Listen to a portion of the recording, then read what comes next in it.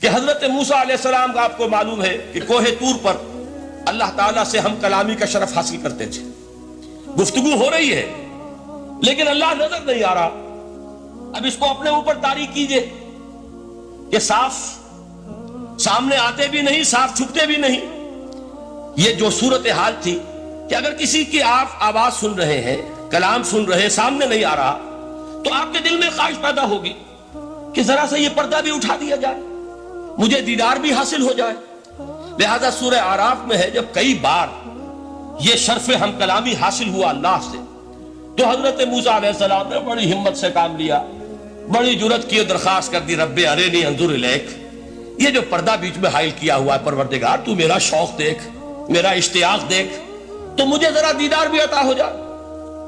اس پر کیا بات کہی گئی؟ لن ترانی، موسیٰ تم مجھے ہرگز نہیں دیکھ سکتے، تم اس جسد ظاہری کے ساتھ، اس جسد مادی کے ساتھ، ان عنصری آنکھوں سے میرا دیدار نہیں کر سکتے.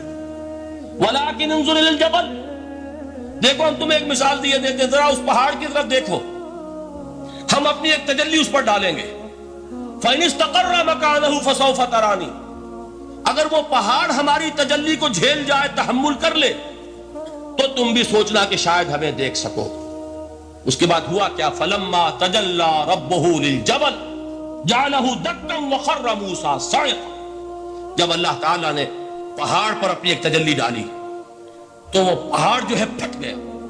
اور موسیٰ، اب دیکھیے براہ راست تجلی موسیٰ پر نہیں ہے، یہ انڈائریکٹ مشاہدہ ہے تجلی ربانی کا، کہ جو پہاڑ پر ہوئی ہے اور پہاڑ کی جو کیفیت ہوئی ہے اس کے مشاہدے سے حضرت موسیٰ بے ہوش ہو کر گر گئے. وَصَعِقَ مُوسَىٰ خَرَّ مُوسَىٰ صَعِقًا. یہ ہے وہ مثال جو یہاں دی ہے قرآن کے لیے. لَوْ أَنزَلْنَا هَذَا الْقُرْآنَ عَلَىٰ جَبَلٍ لَرَأَيْتَهُ خَاشِعًا مُتَصَدِّعًا مِنْ خَشْيَةِ اللَّهِ. نتیجہ کیا نکلا؟ انفر کیجئے، استدلال، استنتاج. نتیجہ یہ نکلا کہ جو تاثیر تجلی ذات ربانی کی ہے وہی تاثیر کلام ربانی کی ہے. صرف یہ ہے کہ ہمیں اس کا شعور نہیں، ہمیں اس کا ادراک نہیں.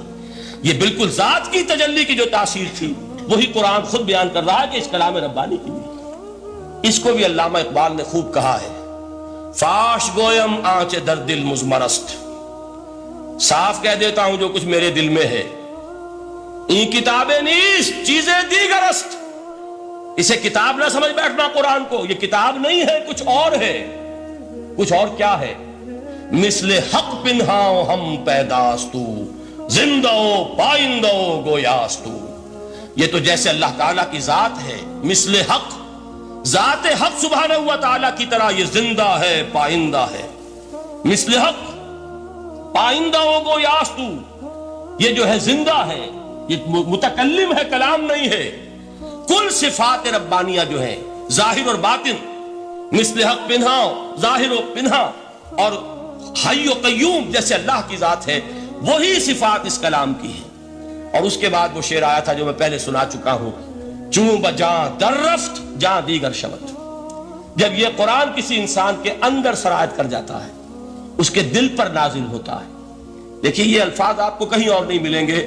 میرے نزدیک جہاں علامہ اقبال اس دور میں قرآن کی عظمت کا سب سے بڑا ثبوت ہے، وہاں عظمت قرآنی کے سب سے زیادہ واقف اور اس کا سب سے زیادہ شعور رکھنے والے بھی علامہ اقبال. یہ الفاظ آپ کو کہیں نہیں مل سکیں گے کہ مثل حق پنہاؤ ہم پیداستو، زندہ و پائندہ گویاستو، چوں بجاں در رفت جہاں دیگر شود، جہاں چو دیگر شد جہاں دیگر شود. جب یہ انسانوں کے اندر سرایت کر جاتا ہے، ان کے اندر ایک انقلاب آ جاتا ہے، اور یہ اندر کا انقلاب ہے جو ایک عالمی انقلاب کا پیش خیمہ بنتا ہے. آپ آرڈیننس کے ذریعے سے نمازیں پڑھوائیں گے تو پھر نماز وہی پڑھی جائے گی جو آفس ٹائم میں آئے گی، باقی اور کیوں پڑھیں گے؟ وہ تو آرڈیننس کے ذریعے سے پڑھائی جا رہی ہے نا. اس کا حشر تو وہ ہوگا جو ہمارے ہاں دیکھا جا چکا ہے. اور اس وقت بھی، اس زمانے میں میں نے یہ سنا ایک جگہ کہ کلاس 4 امپلائیز جو ہیں وہ شروع میں جب آرڈیننس نافذ ہوا تھا ہمارے ہاں تو دفتروں میں بڑا اہتمام ہوا، آفیسرز نے خاص طور پر بڑے اہتمام سے ظہر کی نماز پڑھنی شروع کی. لیکن مجھے بتایا گیا کہ کلاس 4 امپلائیز جو ہیں ہمارے، یہ ڈرائیورز ہیں، پیئنز ہیں، یہ کھڑے ہنستے رہتے ہیں، شریک نہیں ہوتے.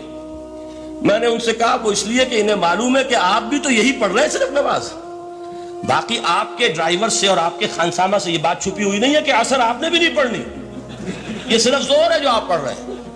تو یہ اصل میں اندر کا انقلاب جب تک نہ آئے، باہر کا ٹھوسا ہوا انقلاب، وہ تو جب پریشر ہٹ جائے گا تبدیلی ختم ہو جائے گا.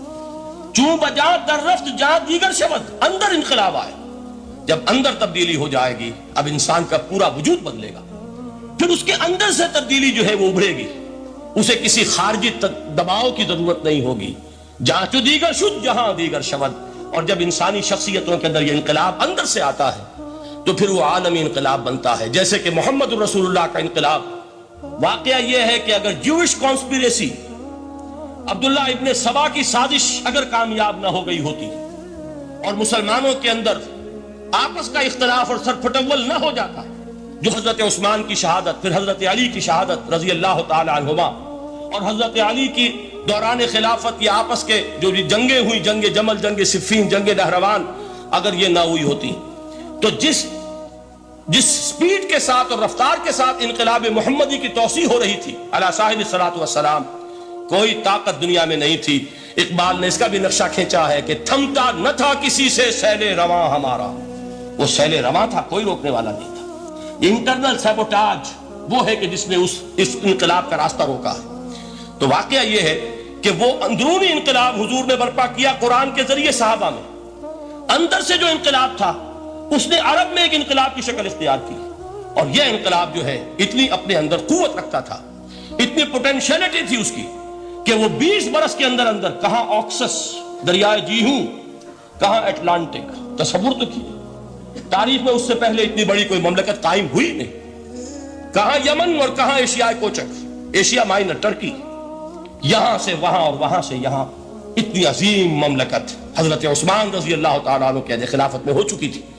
یہ بات اگر یہ چلتا معاملہ آگے تو کوئی قوت اب نہیں رہی تھی. سلطنت روما ختم ہو چکی تھی، سلطنت کسرا ختم ہو چکی تھی، پرختے اڑ گئے تھے. اب کون سی طاقت رہ گئی تھی جو سیلاب کا راستہ روکتی؟ یہ وہ یہودی سازش ہے جس نے اندر سے سیبوٹاج کیا. بہرحال یہ ہے انقلاب محمدی کا طریقہ، اندر سے تبدیلی. اسی کو علامہ اقبال نے کہا ہے، تیرے ضمیر پہ جب تک نہ ہو نزول کتاب، گرہ کشا ہے نہ راضی نہ صاحب کشاف. یہ قرآن اب بھی تم ایسے محسوس کرو کہ جیسے تمہارے دل پر نازل ہو رہا ہے.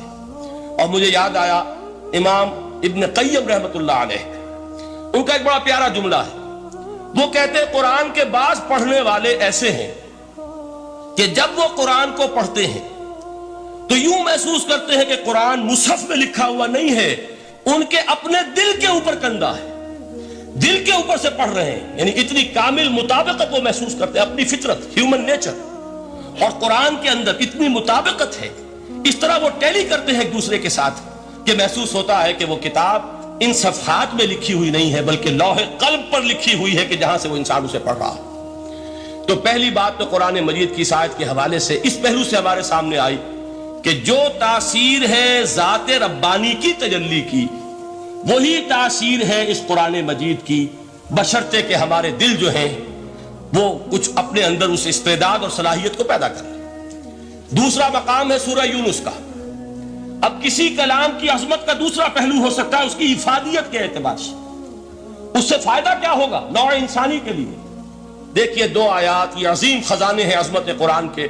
سورہ یونس میں یا ایھا الناس، اے لوگو، قد جاءتکم موعظۃ من ربکم وشفاء لما فی الصدور وہدی ورحمۃ للمؤمنین. 4 الفاظ نوٹ کر لیجئے. اے لوگو، آ گئی ہے تمہارے پاس وہ چیز تمہارے رب کی طرف سے جو موعظہ ہے. موعظہ کسے کہتے ہیں؟ نصیحت. اس بات کو ذرا سمجھ لیجئے ترتیب کیا ہے. نصیحت اسے کہتے ہیں، جی رہا نہیں جا رہا، میں نے اس کی ترتیب بدلی ہوئی ہے. مجھے یاد دلایا ایک صاحب نے کہ سورہ رحمان کی ابتدائی آیات کا بیان تو رہ گیا، وہ رہا نہیں، میں نے پڑھا کسی اور ترتیب سے تھا، بیان کسی اور ترتیب سے کر رہا ہوں. پڑھنے میں 4، 2 اور 1 اور اب جو میں بیان کر رہا ہوں، پہلے ایک آیت سورہ حشر کی جو بیان کی، اب 2 آیات ہیں سورہ یونس کی۔ لوگوں تمہارے پاس آ گئی ہے تمہارے رب کی طرف سے موعظت، اور تمہارے سینوں کے اندر جو روگ ہیں ان کے لیے علاج۔ توجہ کیجئے گا، ہم نے قرآن کو کیا سمجھا ہے؟ صرف ایک مقدس کتاب، ایک حصول ثواب یا ایصال ثواب کا آلہ۔ قرآن ہے کیا؟ نمبر 1 موعظہ۔ موعظہ کسے کہتے ہیں؟ وعظ اسے کہتے ہیں وہ بات جس سے دل نرم ہو جائے، دل کے اندر گداز پیدا کرنے والی شے۔ وجہ کیا ہے؟ اعلیٰ سے اعلیٰ حکیمانہ بات کسی سے کہی جائے، دل سخت ہے، اثر نہیں ہوگا، ایک کرسٹ آ جاتا ہے انسان کے دل کے اوپر۔ جیسے کہ یہود کے علماء کے بارے میں فرمایا گیا، ثم قست قلوبکم فہی کالحجارۃ او اشد قسوۃ وان من الحجارۃ لما يتفجر منه الانہار وان منها لما يهبط من خشیۃ اللہ وان منها لما يشقق فيخرج منه الماء۔ اے لوگوں، پھر تمہارے دل سخت ہوتے چلے گئے، پھر وہ پتھروں کے مانند سخت ہو گئے، بلکہ ان سے بھی زیادہ سخت، اس لیے کہ پتھروں میں تو وہ بھی ہوتے ہیں کہ جو اللہ کے خوف سے گر جاتے ہیں، پتھروں میں وہ بھی ہوتے ہیں کہ جو اللہ کی خشیت سے پھٹ جاتے ہیں، ان میں سے پانی بہ نکلتا ہے۔ پتھر تو اس طرح کے ہیں، لیکن انسان کا دل جب سخت ہو جائے، جب پتھر بن جائے، تو کوئی شے دنیا کی اس کی سختی کا مقابلہ نہیں کر سکتی۔ پہلے اس سختی کو نرم کریں گے، جیسے زمین ہے چٹیل زمین، اس زمین کے اندر ہل چلے گا تو بارش جو ہے فائدہ دے گی، اس کو آپ زمین کو نرم کرتے ہیں تاکہ وہ بارش کو جذب کرے، ورنہ چٹیل زمین ہے سخت، وہ پانی بہ جائے گا اور وہ زمین کے اندر جذب نہیں ہوگا۔ تو پہلا لفظ استعمال کیا موعظہ۔ یہ قرآن واعظ ہے، نصیحت ہے، دلوں کو نرم کرتا ہے، دلوں پر جو کرسٹ آ گیا ہے سخت اسے توڑتا ہے، اس میں ہل چلاتا ہے۔ پھر کیا کرتا ہے؟ پھر جب یہ جذب ہوتا ہے، شفاء لما فی الصدور، جو سینے کے روگ ہیں ان کے لیے شفا ہے۔ اب آپ غور کیجئے گا، علامہ اقبال نے انہی 2 اعتبارات سے مسلمانوں کا مرثیہ کہا ہے کہ مسلمانوں نے اس قرآن کو نہ موعظہ کے لیے استعمال کیا اور نہ تزکیہ نفس کے لیے استعمال کیا، بلکہ اس کو تو صرف بنا لیا ہے وہ جان آسانی سے نکالنے کا نسخہ یا ایصال ثواب کا آلہ۔ چنانچہ کہتے ہیں واعظ کے لیے واعظ دستاں زن و افسانہ بند۔ واعظ جو ہے ہمارے داستانے کہتے ہیں، افسانے کہتے ہیں، قصے کہتے ہیں، لطیفے کہتے ہیں، معنی او پست و حرف او بلند۔ اس کے بیان میں معنی تو ہوتے ہیں بہت ہی گھٹیا، نیچے کے، پست، الفاظ کا شکو ہوتا ہے، الفاظ بہت اونچے ہوتے ہیں۔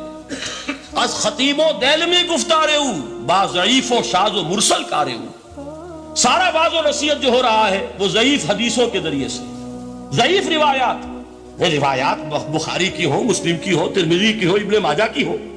کہاں خطیب بغدادی اور دیلمی، وہ کتابیں کہ جن کی کوئی سند نہیں ہے، وہاں کی روایات کے ذریعے سے لوگوں کو تذکیر کرنے کی کوشش کر رہے ہیں۔ با ضعیف و شاذ و مرسل کارے ہو، ضعیف روایات، شاذ روایات، مرسل روایات، جن کا سلسلہ روایت محمد الرسول اللہ تک متصل نہیں ہے، اس کے ذریعے سے کر رہے ہیں۔ حالانکہ موعظہ، سب سے بڑا موعظہ یہ قرآن تھا۔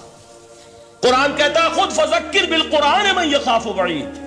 اے محمد صلی اللہ علیہ وسلم، آپ اس قرآن کے ذریعے نصیحت کیجئے۔ یہ قرآن ہے جو دلوں کی سختی کو ختم کرے گا، گداز پیدا کرے گا۔ دوسری طرف علامہ اقبال کیا کہتے ہیں کہ جہاں تک ہمارے ہاں جو بھی تصوف کے معروف حلقے ہیں، صوفیاء حق کی بات نہیں کہہ رہا، وہاں قوالی ہو رہی ہوگی تو حال آ جائے گا۔ صوفی پشمینہ پوشے حال مست، از شراب نغمہ قوال مست۔ قوال سے جو کچھ مل رہا ہے، حال آ رہا ہے، مستی آ رہی ہے، کیف اور سرور حاصل ہو گیا ہے۔ صوفی پشمینہ پوشے حال مست، از شراب نغمہ قوال مست۔ لیکن یہ کہ اس کی محفل میں درنمی سازد بقرآن محفلش، اس کی محفل میں قرآن کا کہیں گزر نہیں ہے۔ جبکہ محمد الرسول اللہ صلی اللہ علیہ وسلم کی بھی ایک محفل ہوتی تھی، محفل سماع۔ وہ محفل سماع کیا تھی؟ حضور صحابہ سے فرمائش کر کر کے قرآن سنتے تھے۔ حضرت عبداللہ ابن مسعود رضی اللہ تعالیٰ عنہ کی روایت موجود ہے کہ مجھے ایک مرتبہ حکم دیا حضور نے کہ قرآن سناؤ۔ میں نے عرض کیا حضور آپ کو سناؤں؟ آپ پر تو نازل ہوا ہے۔ تو حضور نے فرمایا نہیں، مجھے کسی اور سے سن کر کچھ اور لطف حاصل ہوتا ہے۔ اب امتثال امر میں حضرت عبداللہ ابن مسعود رضی اللہ تعالیٰ عنہ نے سورہ نساء پڑھنی شروع کی. 41ویں آیت پر پہنچے. چشم تصور سے دیکھیے کہ حضور بھی تشریف فرما ہے, صحابہ کرام کی محفل ہے, اور صحابہ کیسے بیٹھا کرتے تھے ادب کے ساتھ. ایک روایت میں الفاظ آئے ایسے بیٹھتے تھے ساکت و صامت ہو کر, بالکل خاموش, سکون, ساکن اور ساکت اور صامت, کہ جیسے ان کے سروں پر پرندے بیٹھے ہیں کہ ذرا جنبش کریں گے تو پرندہ اڑ جائے گا, اس ادب کے ساتھ. تو وہ محفل جو ہے حضور صلی اللہ علیہ وسلم کی, اور ایک صحابی حضرت عبداللہ ابن مسعود گردن نیچی کیے ہوئے ہیں اور قرآن پڑھتے چلے جا رہے ہیں.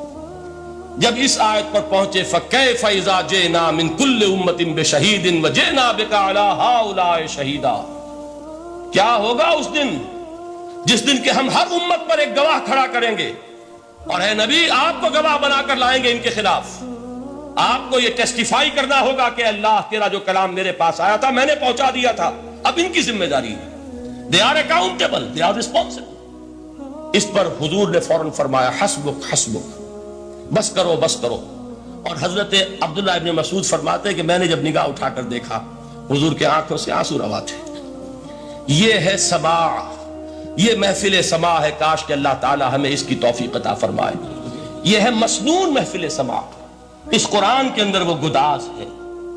آیا کہ نہیں 7ویں پارے کی بالکل آغاز میں وَإِذَا سَمِعُوا مَا أُنزِلَ إِلَى الرَّسُولِ تَرَىٰ أَعْيُنَهُمْ تَفِيضُ مِنَ الدَّمْعِ مِمَّا عَرَفُوا مِنَ الْحَقِّ يَقُولُونَ رَبَّنَا آمَنَّا فَاكْتُبْنَا مَعَ الشَّاهِدِينَ. تو یہ ہے دوسری چیز کہ در حقیقت تزکیہ نفس کا ذریعہ یہ قرآن ہے. سینوں میں جو روگ ہیں, حب دنیا, حب مال, حب شہرت, حب اقتدار, جس کو کہ ایڈلر کہتا ہے دی ارج ٹو ڈومینیٹ, میرا غلبہ ہو, میرا تسلط ہو, میں نمایاں ہو جاؤں, میری حکومت بن جائے, اختیار میرے ہاتھ میں آ جائے, دی ارج ٹو ڈومینیٹ.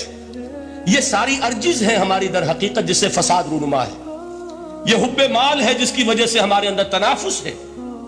الہاکم التکاثر حتی زرتم المقابر, یہ کثرت اور بہتات کی طلب تمہیں غافل کیے رکھتی ہے یہاں تک کہ قبروں تک جا پہنچتے ہو.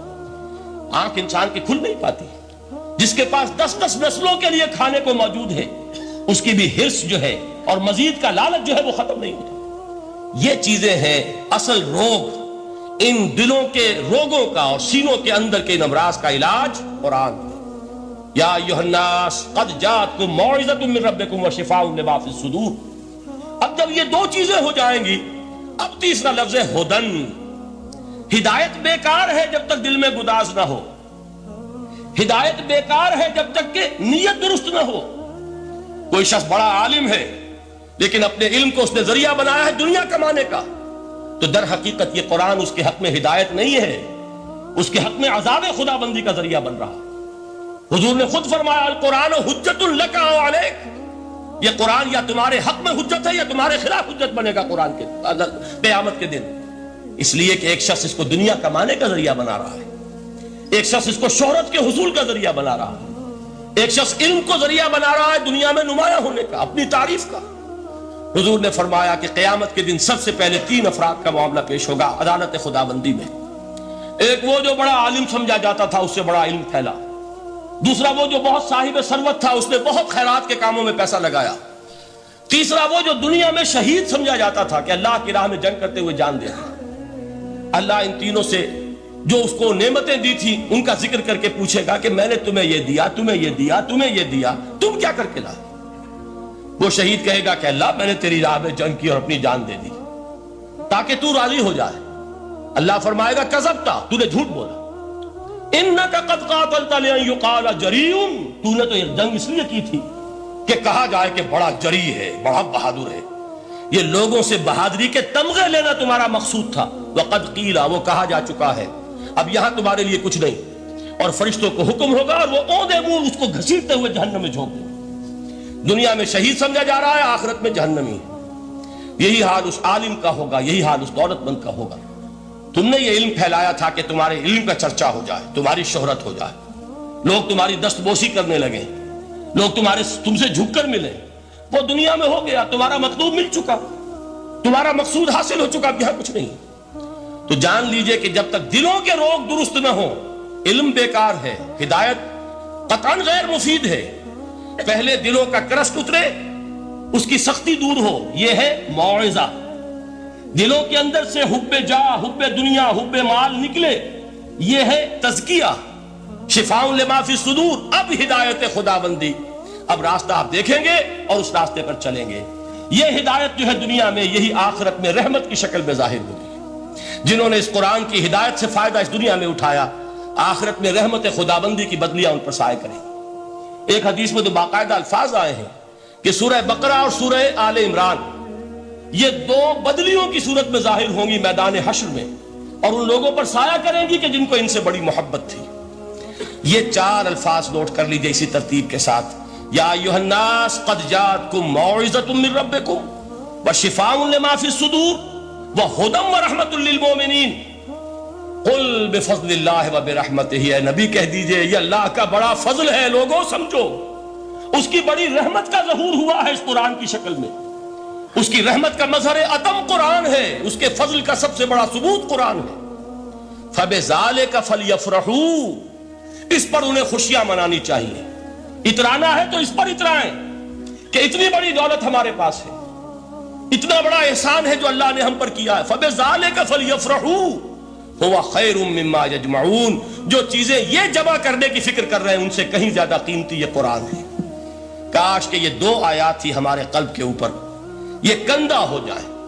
پہلی بات میں نے عرض کی تھی، اس کا شعور ہر ایک کے لیے ممکن نہیں، اس کا باطن بیدار ہو چکا ہو۔ لو انزلنا هذا القرآن على جبل لرأيته خاشعا متصدعا من خشیۃ اللہ، جن کی ارواح بیدار ہو چکی ہوں وہ قرآن کی اس تاثیر کو محسوس کریں گے۔ لیکن یہ دوسری چیز ہے کہ جو ہمارے لیے پریگمیٹک پہلو سے، عملی اعتبار سے، افادے کے اعتبار سے یہ چار الفاظ اور رحمت اور فضل خداوندی کا سب سے بڑا مظہر، اور خوشیاں مناؤ کہ اللہ کی یہ نعمت تمہارے پاس موجود ہے۔ اب وہ تیسرا مقام ہے سورہ رحمان کا، بڑی چھوٹی چھوٹی آیات۔ آپ نے سنا ہوگا حضور نے سورہ رحمان کے بارے میں فرمایا ہے، سورۃ الرحمان عروس القرآن۔ یہ سورہ رحمان جو ہے یہ قرآن کی دلہن ہے۔ جیسے دلہن کو آپ خوشنما لباس پہناتے ہیں، آراستہ پیراستہ اس کو گہنے اور اس کو زیور پہناتے ہیں، تو جس طریقے سے سجاتے ہیں آپ دلہن کو، اللہ تعالیٰ نے ایک سورت قرآن مجید میں یہ ایسی رکھی ہے سورہ رحمان کہ اسے خوب سجایا۔ اس میں الفاظ کا در و بست، اس کا اپنا ایک ڈیوائن میوزک ہے۔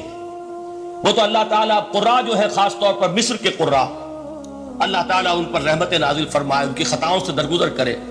جس طرح قرآن کے انٹرنسک میوزک کو انہوں نے واضح کیا ہے۔ واقعہ یہ ہے کہ اگر یہ لوگ نہ ہوتے، شیخ عبد الباسط محمد عبد الصمد، شیخ محمود خلیل الحصری، یہ لوگ کہ جنہوں نے قرآن کے اس غنا، میوزک، یہ لفظ جو ہے آپ حیران نہ ہو کہ میں یہ کوئی شاید توہین کر رہا ہوں قرآن کی، حضور نے یہ لفظ استعمال کیا ہے، تغنو، اس قرآن کو اچھی سے اچھی خوشلہانی کے ساتھ پڑھو۔ من لم یتغن بالقرآن فلیس منا، جو قرآن کو بہتر سے بہتر انداز میں، اچھی سے اچھی آواز میں، خوشلہانی کے ساتھ پڑھنے کی کوشش نہیں کرتا، وہ ہم میں سے نہیں ہے۔ بلکہ ایک مرتبہ حضور رات کے وقت آپ گشت پر تھے اپنے ساتھیوں کے حالات معلوم کرنے کے لیے۔ حضرت ابو موسیٰ اشعری رضی اللہ تعالیٰ عنہ ایک صحابی ہیں، ان کے گھر کے پاس سے گزر ہوا، وہ رات کو تہجد پڑھ رہے تھے، کھڑے ہوئے کیف کے عالم میں قرآن تلاوت کر رہے ہیں۔ حضور کو بہت پسند آئی ان کی قرات، کافی دیر تک وہاں کھڑے سنتے رہے۔ اب انہیں کیا پتا کون سن رہا ہے۔ بالکل اسی طرح سمجھ لیجئے ایک بات یاد آئی ہے، حضور فرماتے ہیں کہ جس طرح کان لگا کر اللہ قرآن کو سنتا ہے، کسی چیز کو نہیں سنتا۔ ہمیں نظر نہیں آتا نا، ہمیں معلوم نہیں، ہم قرآن پڑھ رہے ہیں تو سننے والا کون ہے؟ سب سے زیادہ کان لگا کر خود اللہ۔ یہاں اس لیے مجھے یاد آیا کہ ابو موسیٰ اشعری کو کیا پتا تھا کہ کون سن رہا ہے۔ وہ اپنی کیفیت میں نماز میں تہجد میں قرآن کی تلاوت کر رہے تھے، اور ظاہر بات ہے ان کے گھر ایکڑوں میں بنے ہوئے نہیں تھے، ایک ایک کمرہ، ایک ایک کوئی حجرہ، ایسے ہی تو گھر تھے نا صحابہ کے۔ لہذا حضور پاس سے گزرے، آواز آئی، کافی دیر سنتے رہے۔ اس کے بعد آپ تشریف لے گئے، صبح فجر میں ملاقات ہوئی تو حضور نے تحسین کے انداز میں فرمایا، یا ابا موسیٰ انک قد اوتیت مزمارا من مزامیر آل داؤد۔ اے ابو موسیٰ، تمہیں تو آل داؤد کے سازوں میں سے ایک ساز اللہ نے عطا فرما دیا ہے۔ جس طرح حضرت داؤد، لہن داؤدی مشہور ہے کہ جب وہ پچھلے پہر رات کو حمد کے ترانے الاپتے تھے، قرآن میں ہے کہ پرندے شامل ہو جاتے تھے ساتھ، اور پہاڑ وجد میں آتے تھے، پہاڑ بھی ان کے ساتھ شریک ہوتے تھے۔ تو جس طرح کا اللہ نے ان کو لہن عطا فرمایا تھا، حضور نے تحسین کے انداز میں فرمایا ہے ابو موسیٰ اشعری، اللہ نے تمہیں بھی آل داؤد کے سازوں میں سے ایک ساز عطا فرمایا۔ بہرحال قرآن مجید کا جو یہ میوزک ہے، قرآن کے الفاظ کا جو حسن ہے، جہاں تک حسن معنوی ہے وہ تو ہر لفظ میں ہے، لیکن یہ حسن ظاہری، حسن صوتی، حسن لفظی، یہ اپنے کلائمیکس پر آپ کو نظر آئے گا سورہ رحمان میں۔ لیکن قرآن میں یہ سورت اس اعتبار سے بھی ممتاز ہے، اس کی 4 آیات پر ذرا توجہ کریں گے، عجیب حقائق سامنے آئیں گے۔ جہاں یہ قرآن مجید کے حسن صوت اور حسن لفظی کی معراج ہے، وہیں اس کی پہلی 4 آیات میں 4 چوٹی کی چیزوں کا ذکر ہے، سب سے اونچی چیزیں۔ پہلی آیت کیا ہے؟ الرحمن، ایک آیت ہو گئی۔ رحمان کیا ہے؟ اللہ کا نام ہے۔ کبھی آپ نے غور کیا اللہ کے ناموں میں سب سے پیارا نام کون سا ہوگا؟ رحمان۔ کیوں؟ اس کا مادہ کیا ہے؟ رحمت۔ ہمیں سب سے بڑھ کر جس چیز کی ضرورت ہے وہ کیا ہے؟ رحمت خدا بندی۔ نام اچھی طرح سن لیجئے اس حضور کی قول کو۔ حضور فرماتے ہیں کوئی شخص جنت میں مجرد اپنے عمل کی بنیاد پر داخل نہیں ہو سکے گا جب تک کہ رحمت خدا بندی دستگیری نہ کرے۔ کسی صحابی نے بڑی ہمت اور جرات کا ثبوت دیا کہ پوچھ لیا کیا حضور آپ بھی؟ جب آپ نے فرمایا کوئی شخص داخل نہیں ہو سکتا جنت میں محض اپنے عمل کی بنیاد پر جب تک کہ رحمت خدا بندی جو ہے وہ دستگیری نہ فرمائے۔ پوچھا گیا کیا آپ بھی؟ آپ نے فرمایا ہاں میں بھی۔ آپ اندازہ کیجئے کہ اگر محمد الرسول اللہ بھی رحمت خدا بندی کے ضرورت مند ہوں تو تابع دیگراں چہ رسد، ہماری تو سب سے بڑی ضرورت رحمت خدا بندی ہے۔ اب یہ رحمت جو ہے قرآن مجید میں اللہ تعالیٰ کی یہ شان 2 الفاظ کے ذریعے سے آتی ہے، رحیم اور رحمان۔ اور کوئی مادہ نہیں ہے جس سے 2 نام بنتے ہوں اللہ کے، لیکن یہ مادہ ہے واحد رحمت کا کہ جس سے رحمان بھی ہے رحیم بھی ہے۔ رحیم صفت مشبہ ہے، رحمت دائم ہو جائے گی، مستقل ہوگی تو رحیم کہیں گے۔ اور رحمان، اس میں رحمت کی ہے وہ شان ہے کہ جیسے ٹھاٹھے مارتا ہوا سمندر ہو، ہیجان کی کیفیت، طوفانی کیفیت، رحمت خداوندی کا طوفانی جوش، وہ ہے رحمان۔ آپ تو رہتے اس علاقے میں ہیں، آپ کو معلوم ہے عرب اگر بھوکا مرا جا رہا ہو تو کیا کہے گا؟ انا جوعان۔ پیاسا مرا جا رہا ہو انا عطشان۔ بہت غضبناک ہوگا غضبان، غضبان آصفہ قرآن میں آیا ہے، بہت غضبناک۔ رحمان جس کی رحمت جو ہے جوش میں ہے، ٹھاٹھے مارتے ہوئے سمندر کے مانند۔ تو یہ اللہ تعالیٰ کے ناموں میں سب سے پیارا نام۔ اب آگے چلیے، الرحمن علم القرآن، رحمان نے قرآن سکھایا۔ رحمت خداوندی کا سب سے بڑا مظہر، رحمان کی رحمانیت کا سب سے بڑا مظہر قرآن ہے۔ ان میں جو منطقی ربط ہے اس کو سمجھتے جائیے۔ اچھا آپ یہ سوچئے، جو علم بھی انسان کو حاصل ہوا وہ کس نے دیا؟ اللہ نے۔ سائنس کا علم کس نے دیا؟ اللہ نے۔ علم آدم الاسماء کلھا، وہ علم الاسماء جو حضرت آدم کو دے دیا گیا تھا ازل میں، یہ اسی کا ظہور ہے، یہ اسی کی ایکسفولیشن ہے جو ہو رہی ہے اور ہوتی رہے گی ابھی۔ اور دوسرے علم ہے وہ کس نے دیا؟ اللہ نے دی۔ لا یحیطون بشیء من علمہ الا بما شاء، مخلوق میں سے کوئی اللہ کے علم میں سے کسی شے کا احاطہ نہیں کر سکتا مگر وہ جتنا اللہ دینا چاہے۔ لیکن یہ کہ تمام علوم میں چوٹی کا علم قرآن۔ نوٹ کرتے جائیے، اب چوٹی کی چیزیں جمع کیجیے۔ اللہ کے ناموں میں چوٹی کا نام رحمان، اللہ نے جو کچھ انسان کو سکھایا اس میں چوٹی کا علم قرآن۔ خلق الانسان، انسان کو پیدا فرمایا۔ سوال یہ کہ حیوانات کو کس نے پیدا فرمایا؟ آسمان کس نے پیدا کیے؟ زمین کس نے پیدا کی؟ فرشتے کس نے پیدا کیے؟ کیا مطلب خلق الانسان؟ اس کی تمام مخلوقات میں اس کا کلائمیکس، اس کی تخلیق کی معراج، اس کے تخلیق کا نقطہ عروج انسان ہے۔ یہ ہے کہ جو مسجود ملائک بنا ہے۔ وَلَقَدْ كَرَّمْنَا بَنِي آدَمَ وَحَمَلْنَاهُمْ فِي الْبَرِّ وَالْبَحْرِ وَرَزَقْنَاهُمْ مِنَ الطَّيِّبَاتِ وَفَضَّلْنَاهُمْ عَلَى كَثِيرٍ مِّمَّنْ خَلَقْنَا تَفْضِيلًا۔ تو تخلیق میں سب سے اونچی تخلیق انسان کی، علموں میں سب سے اونچا علم قرآن کا، اللہ کے ناموں میں سب سے اونچا نام رحمان. اب آئیے چوتھی چیز، علمہ البیان، انسان کو بیان کی صلاحیت عطا فرمائی. کیا اور کوئی صلاحیت عطا نہیں کی؟ بینائی کس نے دی؟ اللہ نے. اسی طریقے سے سماعت کس نے عطا فرمائی؟ اللہ نے. کتنی فیکلٹیز ہیں، کتنے ایکسٹرنل آرگنز ہیں سینس کے، کتنے انٹرنل سینسز ہیں جو اللہ نے دیے ہیں. لیکن یہاں بھی سمجھ لیجئے جتنی فیکلٹیز ہیں ہیومن فیکلٹیز، ان میں ٹاپ کی فیکلٹی جو ہے وہ اسپیچ ہے، کلام ہے، بیان ہے. جن لوگوں نے میڈیکل سائنس کا مطالعہ کیا ہے وہ جانتے ہیں کہ یہ برین ہے، ہیومن برین، اس برین میں جو وہ اوپر ایک زرد سا مادہ ہوتا ہے، گرے میٹر، اس کی ایک کوٹنگ ہوتی ہے، یہ ہائیسٹ ایوالوڈ فارم ہے. اور اس میں سب سے بڑا رقبہ جو ہے وہ اسپیچ سینٹر کہلاتا ہے. اسی لیے انسان کو حیوان ناطق کہتے ہیں. حیوان کے اور انسان کے مابین امتیاز قائم کیا گیا، نطق، گویائی، بولنا. اب یہ کیا چیز ہوئی؟ انسان کی صلاحیتوں میں سے سب سے اونچی صلاحیت. 4 آیتیں ہو گئی نا. اللہ کے ناموں میں سب سے چوٹی کا نام رحمان. اس نے جو علوم پیدا کیے ان میں چوٹی کا علم قرآن. اس نے جو مخلوقات پیدا فرمائی ان میں چوٹی کی مخلوق انسان. انسان کو جو صلاحیت اور استعدادات عطا فرمائی ان میں چوٹی کی استعداد بیان. جمع کیجئے نتیجہ کیا نکلے گا؟ وہ نتیجہ ایک حدیث نبوی کی شکل میں سامنے آتا ہے. پہلی حدیث میں نے یہی پڑھی تھی، اس کے راوی کون ہے؟ عثمان ابن عفان. میں حیران ہوتا ہوں وہ قافیہ یہاں بھی موجود ہے، رحمان، قرآن، بیان، انسان، عثمان، عفان. باپ کا نام بھی اسی وزن پر ہے، عثمان ابن عفان.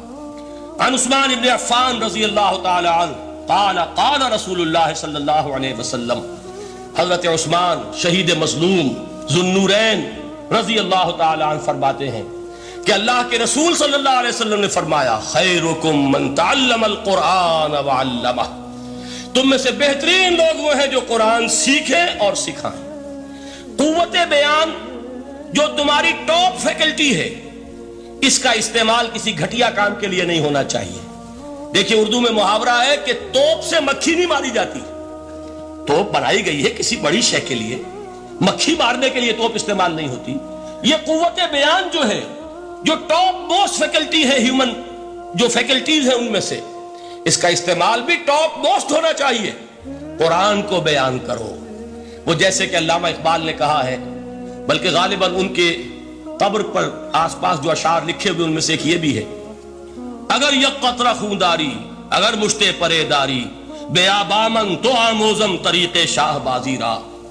اگر تمہارے اندر ایک قطرہ بھی خون کا ہے اور مٹھی بھر بھی پر اگر اللہ نے دیے ہیں تو میرے پاس آؤ کہ میں تمہیں شاہبازی کے طریقے سکھاؤں. اسی طرح جان لیجئے اگر اللہ نے قوت گویائی عطا فرمائی، اگر اللہ نے تمہیں حیوان ناطق بنایا، اگر اللہ تعالیٰ نے تمہیں یہ صلاحیت عطا فرمائی، اس صلاحیت کا مصرف دنیا کو نہ بناؤ، اس صلاحیت کا مصرف اللہ کے کلام کو پھیلانے پر اس کو صرف کرو. خیرکم من تعلم القرآن وعلمہ. خیر جب لفظ آتا ہے بغیر من کے، ورنہ تو آتا خیر من ہو تو یہ ہوگی کمپیریٹیو جو ایک ایڈجیکٹیو جو ہوتی ہے، لیکن یہ سپرلیٹیو ڈگری ہے جب بغیر من کے ہوگا. خیرکم، دی بیسٹ امنگسٹ یو، جو تم میں بہترین لوگ ہیں وہ کون ہیں؟ من تعلم القرآن وعلمہ، جو قرآن سیکھیں اور سکھائیں، قرآن پڑھیں اور اسے بیان کریں. آج جان لیجئے سب سے بڑی ضرورت اس بات کی ہے کہ آج کا قرآن پڑھیں. آپ حیران ہوں گے کہ یہ کیا کہا اس نے. دیکھیے قرآن اترا ہے 1400 برس پہلے، لیکن تا قیام قیامت نوع انسانی کو جتنے مسائل درپیش ہوں گے ان سب کا حل اس میں ہے. البتہ کھودنا پڑے گا، گہرائی میں اترنا ہوگا. ایک قرآن کی سطح ہے، اس سطح نہیں، اس کی گہرائیوں کے اندر غوطہ زنی کرو. قرآن میں ہو غوطہ زن اے مرد مسلمان. اور آج کا قرآن یعنی آج کی ہدایت جو اللہ نے اس میں رکھی ہوئی ہے، ڈگ اٹ آؤٹ، اس کو نکالو اس کے اندر سے. ابھی میں حدیث تو آپ کو سناؤں گا، اس میں یہ تصور آئے گا سامنے اور واضح ہو کر. آج کے انسان کی رہنمائی اس قرآن سے اخذ کر کے انسان تک پہنچاؤ. یہ ہے فریضہ محمد الرسول اللہ کی امت کا صلی اللہ علیہ وسلم. آپ نے وہ حدیث سنی تھی کہ بلغوا عنی ولو آیۃ.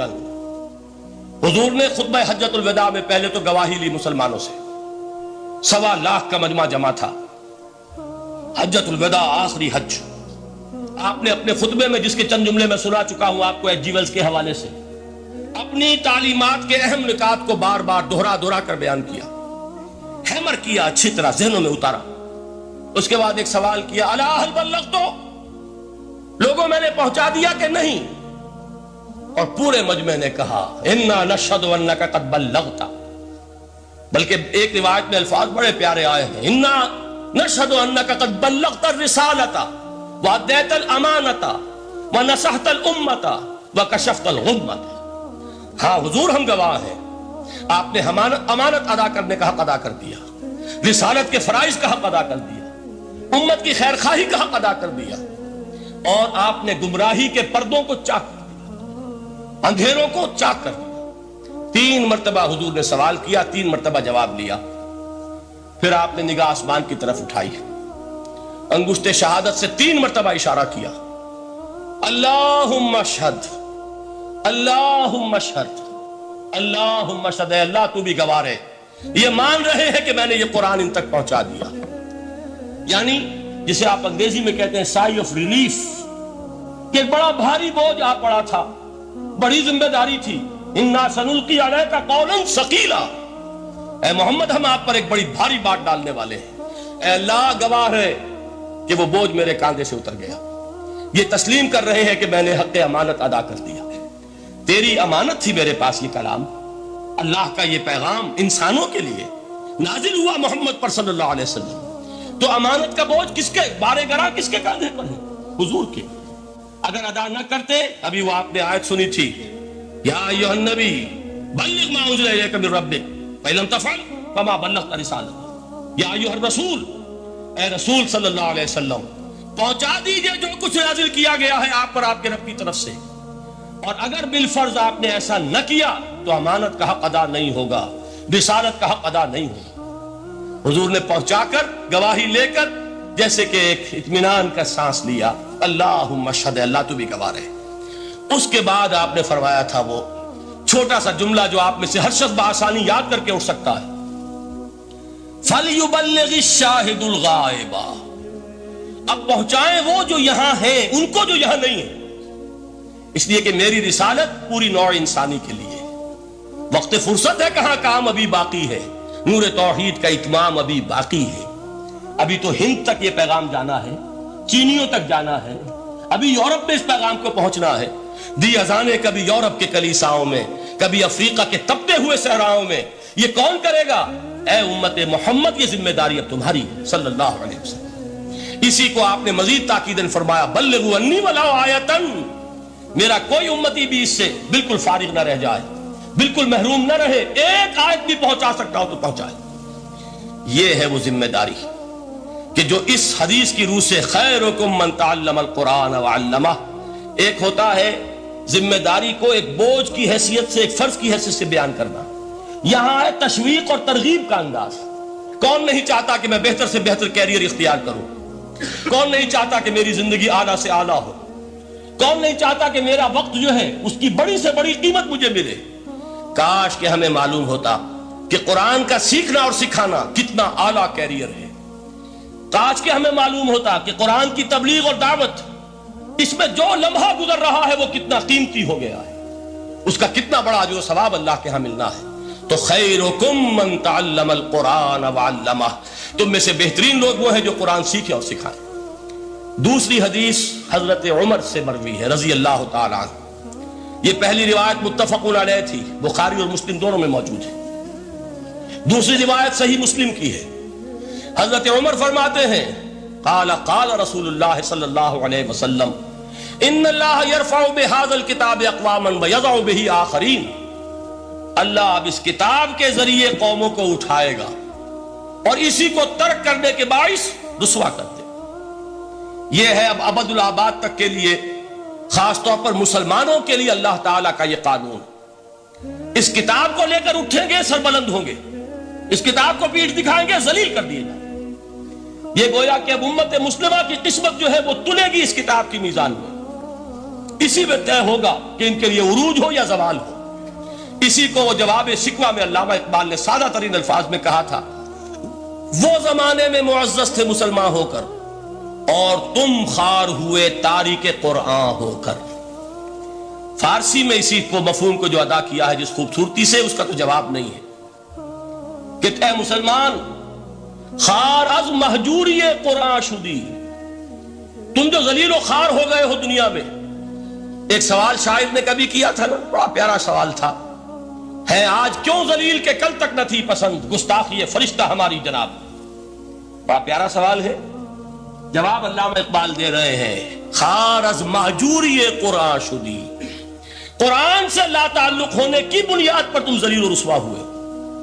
شکوہ سنجے گردش دوراں شدی، گردش دوراں اور گردش فلک اور فلک ناہنجار اور فلک کج رفتار، اس کو خامخواہ گالیاں دے رہے ہو، اس کا خامخواہ شکوہ کر رہے ہو، شکایت کر رہے ہو. یہ تو ہے باد صباحی ہما آوردہ دست، یہ تمہارے اپنے کرتوتوں کا کی سزا ہے جو تمہیں مل رہی ہے.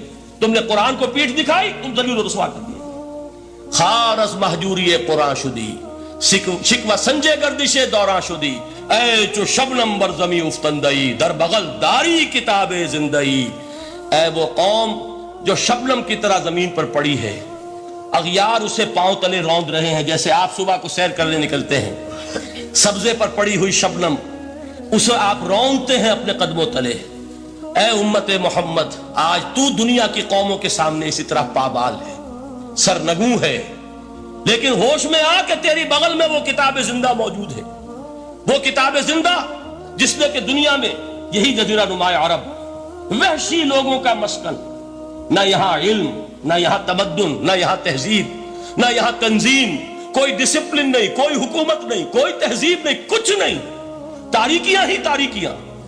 یہی کتاب تھی جس نے اسے منور کیا، یہی کتاب تھی جس نے دنیا کا امام بنایا، یہی کتاب تھی جس نے دنیا کا معلم بنایا، یہ کتاب تھی جس نے نئے نئے علوم ایجاد کرنے سکھائے، یہ کتاب تھی جس کی بدولت یہی عرب تھے جنہوں نے یونان کے فلسفے اور سائنس کو جو مر چکے تھے انہیں زندہ کیا، ان میں نئی چیزوں کا اضافہ کیا اور اسپین کی یونیورسٹیوں کے ذریعے سے یورپ تک دوبارہ پہنچا دیا.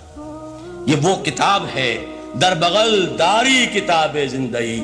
اقبال نے کیسے کیسے شکوے کہے ہیں، اسی قرآن میں ہے اب تر کے جہاں کی تعلیم، جس نے مومن کو بنایا مہو پرمی کا امیر. اس قرآن کو لے کر مسلمان نکلا ہے، ایک ہاتھ میں قرآن، ایک میں تلوار. برا نہ مانیے، قرآن تلوار کا نام بھی آپ اپولوجیٹک انداز میں نہ لیا کریں. انقلاب کی تکمیل تلوار سے ہوتی ہے، انقلاب کی تمہید کسی کتاب سے ہوتی ہے. اچھی طرح جان لیجیے، کبھی انقلاب صرف کتاب سے نہیں آیا، کتاب سے ذہن بدلتے ہیں، کتاب سے فکر بدلتی ہے، کتاب سے سوچ بدلتی ہے، کتاب سے ایک جماعت تیار ہوتی ہے، ایک قوت تیار ہوتی ہے. وہ 313 جو میدان بدر میں تھے وہ قرآن کا اعجاز کا ظہور تھے، لیکن ان کے ہاتھوں میں تلوار آئی ہے. ہم اسے ڈینائی نہیں کریں گے کہ در حقیقت انقلاب محمدی کی تکمیل میں یقیناً تلوار کا حصہ. لیکن یہ تلوار ہاتھ میں لینے والے آتے کہاں سے اگر قرآن کے ذریعے سے محمد الرسول اللہ نے وہ جماعت تیار نہ کی ہوتی؟ وہ کام کیا ہے، یتلو علیہم آیاتہ ویزکیہم ویعلمہم الکتاب والحکمہ. وہ سارا عمل قرآن کے گرد گھوم رہا جس سے وہ جماعت تیار ہوئی. اور پھر اقبال نے اس کو بھی 2 جملوں کے اندر ادا کر دیا، ایک شعر کے 2 مصرے. با نشہ درویشی در ساز و دمادم زن، جو پختہ شوی خدرا بر سلطنت جم زن. پہلے ہے وہ نشہ درویشی، وہ فقر، وہ صحابہ کرام کے وہ راتوں کو اللہ کے سامنے کھڑے رہنا، وہ تزکیہ نفس، وہ موعظہ قرآنی، وہ تزکیہ جو قرآن کے ذریعے سے ہو رہا تھا. 13 برس تک ہوا. اب جب ایک جماعت تیار ہو گئی، ایک قوت وجود میں آئی، تو اب اس قوت کو محمد رسول اللہ نے باطل کے نظام پر دے مارا، ٹکرایا. بانشہ درویشی در ساز و دمادم زن، چوں پختہ شوی خدرا بر سلطنت جم زن. تبھی وہ انقلاب آیا، جاء الحق وزہق الباطل ان الباطل کان زہوقا. تو اللہ تعالیٰ اس کتاب کو اب میزان بنا چکے ہیں. وَبِالْحَقِّ أَنزَلْنَاهُ وَبِالْحَقِّ نَزَلَ. یہ قرآن حق کے ساتھ نازل ہوا ہے، فیصلہ کن کتاب ہے. إِنَّهُ لَقَوْلٌ فَصْلٌ وَمَا هُوَ بِالْحَزْلِ. یہ قول فصل ہے، حزل نہیں ہے، کسی شاعر کی شاعری نہیں ہے کہ آپ نے تحسین کی تو کیا اور نہ کی تو کیا. یہ کتاب وہ ہے کہ اگر مانو گے تو مہو پرویں کا امیر بنو گے، اور اگر اس کو پیٹھ دکھائے رکھو گے جیسے دکھائی تم نے تو ذلیل کر دیے جاؤ گے، رسوا کر دیے جاؤ گے، جیسے کہ آج کم سے کم 300 برس سے پوری دنیا میں مسلمان ذلیل اور خار از محجوری قرآن شدی، شکوہ سنجے گردش دوران شدی، اے چو شبنم بر زمین افتندئی، در بغل داری کتاب زندئی، ان اللہ یرفع بہذا الکتاب اقواما ویضع بہ آخرین، رواہ مسلمن۔ آخری حدیث جس پر کہ میں اپنی گفتگو ختم کر دوں گا، یہ حضرت علی سے ہے رضی اللہ تعالی عنہ۔ دیکھیے، ایک حدیث حضرت عثمان سے، ایک حضرت عمر سے، ایک حضرت علی سے۔ یہ سب کون ہیں؟ یہ سب ہمارے ہیں۔ یہ محمد الرسول اللہ صلی اللہ علیہ وسلم کی تربیت کا شاہکار۔ حضرت ابوبکر رضی اللہ تعالیٰ عنہ سے بھی ایک حدیث مروی ہے، لیکن اس کا متن مجھے یاد نہیں تھا۔ مفہوم اس کا یہ ہے کہ جس شخص کو اللہ نے قرآن جیسی دولت دی ہو اور پھر بھی کبھی اس کے دل میں یہ خیال آئے کہ اللہ نے اپنے کسی اور بندے کو کوئی زیادہ بڑی نعمت دی ہے، اس نے قرآن کی ناقدری کی۔ کسی ملینئر کو دیکھ کر اور بلینئر کو دیکھ کر، کسی کا بہت بڑا محل دیکھ کر اگر تمہارے دل میں یہ خیال آیا کہ یہ دولت بڑی ہے اس دولت سے جو تمہارے پاس ہے قرآن کی، تو تم قرآن کی قدر و قیمت سے واقف نہیں۔ تمہیں معلوم کیا کہ یہ کتنی بڑی دولت ہے؟ یہ در حقیقت شرح ہے اسی انہی الفاظ قرآنی کی کہ فَبِذَلِكَ فَلْيَفْرَحُوا هُوَ خَيْرٌ مِّمَّا يَجْمَعُونَ۔ جو کچھ دنیا جمع کرتی ہے، جن کو قیمتی اشیاء سمجھ کر لوگ جمع کرتے ہیں، ان سے کہیں بڑھ کر قیمتی یہ قرآن ہے۔ تو حضرت ابوبکر سے یہ مروی، حضرت عمر سے ان اللہ یرفع بہذا الکتاب اقواما ویضع بہ آخرین، حضرت عثمان سے خیرکم من تعلم القرآن وعلمہ۔ اب آئیے حضرت علی، سیدنا علی رضی اللہ تعالی عنہ۔ وہ حدیث طویل ترین ہے جو مدح قرآن میں محمد الرسول اللہ سے مروی ہے صلی اللہ علیہ وسلم۔ پوری حدیث مجھے یاد بھی نہیں ہے اور اس کا وقت بھی نہیں ہے، لیکن بڑی پیاری حدیث ہے اس اعتبار سے۔ آغاز کیسے ہوا؟ حضرت علی فرماتے ہیں قال رسول اللہ صلی اللہ علیہ وسلم انہا ستکون فتنۃ، ان قریب ایک بہت بڑا فتنہ رونما ہوگا۔ حضور نے خبر دی فتنے کی۔ حضرت علی فرماتے اس پر میں نے عرض کیا، قلت، میں نے عرض کیا مل مخرج منہا یا رسول اللہ، اے اللہ کے رسول اس سے نکلنے کا راستہ کون سا ہوگا؟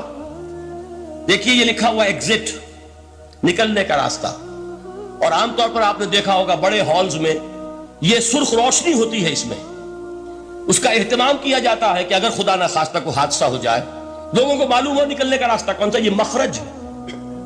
حضور نے خبر دی کہ فتنہ ہوگا۔ تو دیکھیے میں ایک بات عرض کیا کرتا ہوں، ذرا توجہ کیجئے، ہمارا حال کیا ہے؟ ہم بڑے ریشنلسٹ قسم کے لوگ ہیں، یہ زمانہ ریشنلزم کا ہے۔ اگر ہم ہوتے تو کیا پوچھتے؟ وہ فتنہ کیا ہوگا، کیوں ہوگا، کہاں سے آئے گا؟ ہمارے سوال یہ ہوتے، کب آئے گا، کیوں، کہاں، کب، کیسے؟ ان سب کی حیثیت علمی سوالات کی ہے۔ بھائی کب آئے گا ایک علم ہے، کیسے آئے گا علم ہے، کہاں سے آئے گا علم ہے، لیکن اصل جو عملی اعتبار سے اہمیت والی شے ہے، بچاؤ کا راستہ کون سا ہوگا محمد الرسول اللہ، یہ بتائیے ہم۔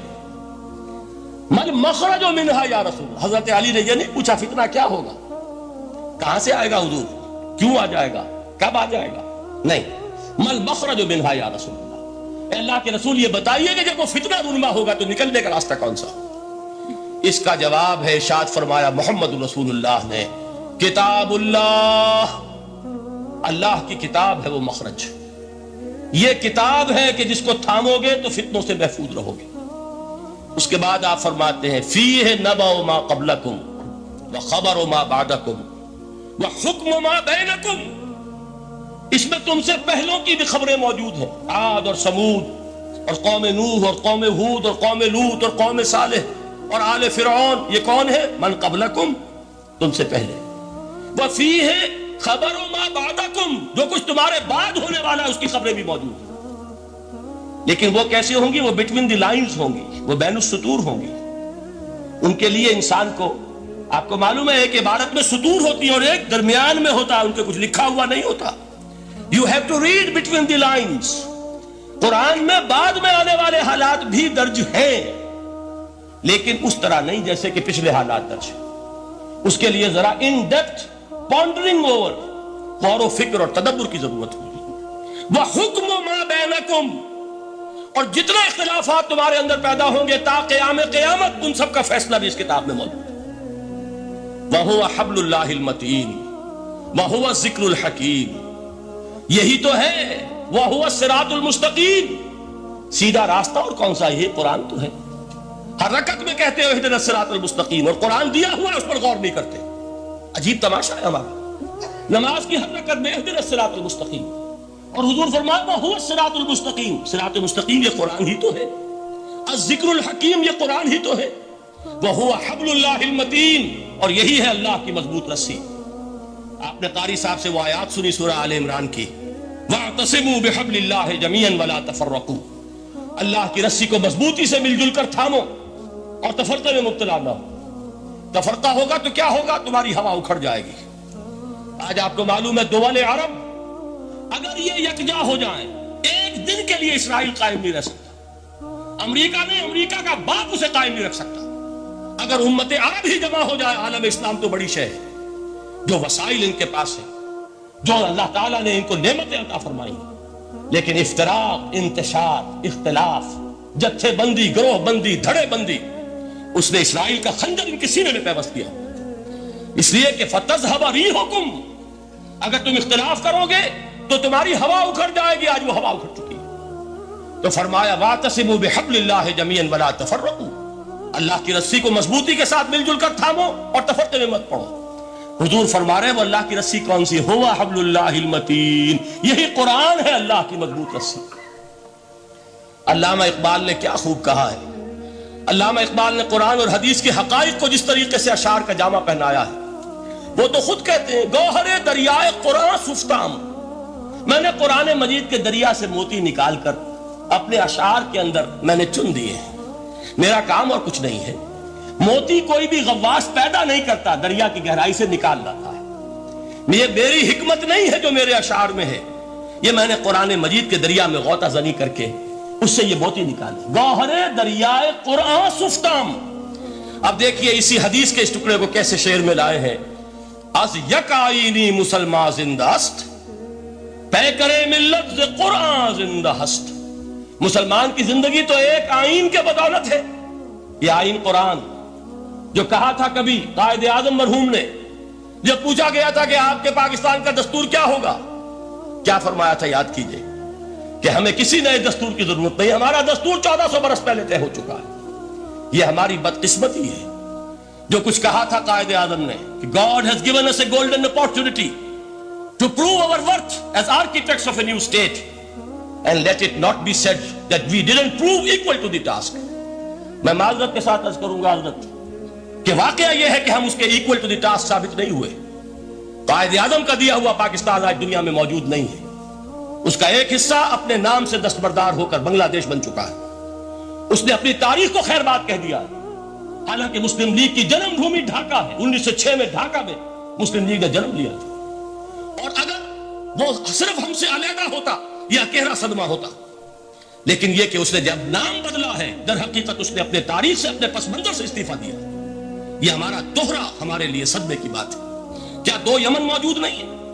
ان میں سے کوئی ایک بھی اپنا نام چھوڑنے کو تیار ہوگا؟ کیا دو جرمنی دنیا میں موجود نہیں ہے؟ کوئی ایک بھی ان میں سے اپنا نام چھوڑے گا؟ کیا دو کوریا نہیں ہے؟ دو ویتنام نہیں ہے؟ تو کیا دو پاکستان نہیں ہو سکتے تھے؟ ہو سکتے تھے۔ میں یہ کہا کرتا ہوں کہ یہ گہرا صدمہ ہے علیحدگی، اور دوہرا صدمہ ہے، اور اس سے کہیں زیادہ بڑا کہ انہوں نے اپنا نام بدل دیا، اپنی آئیڈینٹی چینج کر دی، انہوں نے وہ نام اپنے ماتھے سے اتار کر خلیج بنگال کے اندر دبو دیا۔ یہ بہت بڑی سزا ہے جو ہمیں ملی ہے۔ کیوں ملی ہے؟ کہ ہم نے 25 برس تک اس قانون جس کو کہا تھا کہ وہ ہمارا آئین ہے، اس کو آئین نہیں بنایا۔